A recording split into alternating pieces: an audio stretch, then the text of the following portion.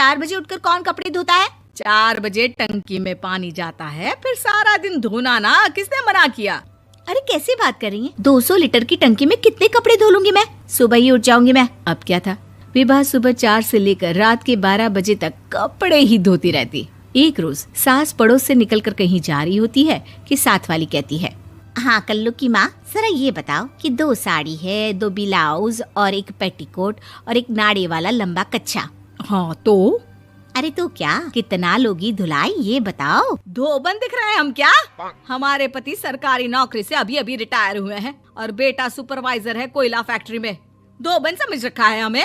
हाय रे कल्लू की अम्मा, माफ कर दो, वो तो मोहल्ले में यही सब बता रहे थे कि तुमने बहू को कपड़ा धुलवाने के काम में लगा दिया है। सास को पड़ोसन की बात सुनकर गुस्सा आ जाता है। वो घर पहुंचती है जहां घर के बाहर ही इतने सारे कपड़े सूख रहे होते हैं जितने कि किसी धोबन के घर पर। अरे ओ कल्लू की दुल्हन, बाहर निकल।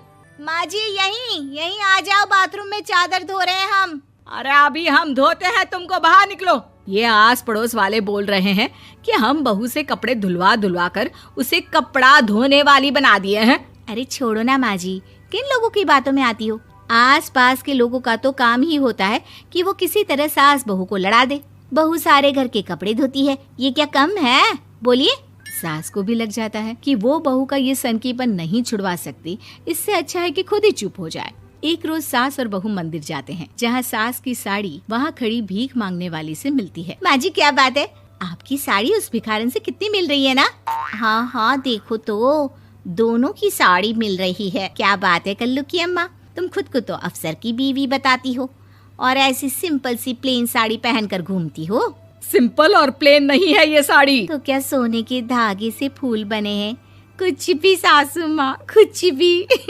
हाँ बने थे इस साड़ी में सोने के धागे से फूल। मेरे पति लेकर आए थे मद्रास से स्पेशली मेरे लिए 10,000 की। ताहे भाई साहब इस भिखारन के लिए भी सेम टू सेम साड़ी लेकर आए होंगे 10,000 की।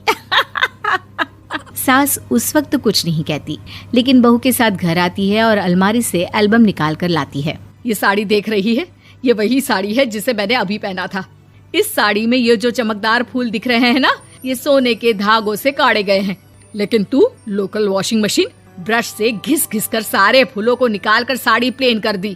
मुझे माफ कर दीजिए सासू माँ। और तो और, जब मैंने तुझे तेरी गलती के लिए कुछ नहीं कहा, लेकिन तूने तो सबके सामने मेरा मजाक ही बना दिया। क्यों? बहू को समझ में आ जाता है कि अब से उसका कपड़े धोना बंद।